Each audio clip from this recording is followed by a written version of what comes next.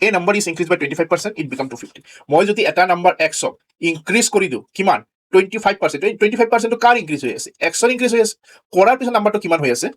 250 হয়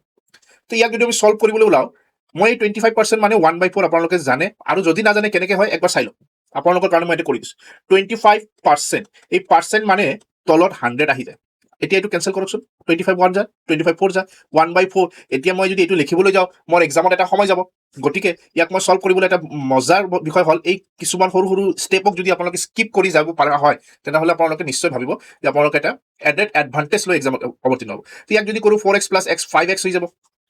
আৰু এই তলৰ 4 টো ইফালে যায় কি হৈ যায় মাল্টিপ্লিকেশন হৈ যাব 250 লগত 4 ইটো মাল্টিপ্লাই হ'ব কাৰণ এই 4 টো তলত ডিভাইড হৈ থাকিব ইফালে লৈ গ'ল ইনটু হৈ থাকিব এতিয়া 5 এৰে মই 250 ক্যান্সেল কৰিব পাৰো কিমান যা হ'ব 50 তো 5 4 যা 5 4 যা 20 আৰু 0 দ্যাট মিন্স x ৰ যেটো ভ্যালু হৈ গ'ল এটো কিমান আহি গ'ল 200 তাৰ মানে 200 নাম্বাৰটো আছে যা 25% ইনক্ৰিজ কৰাৰ পিছত 250 হৈ আছে আপোনালোকে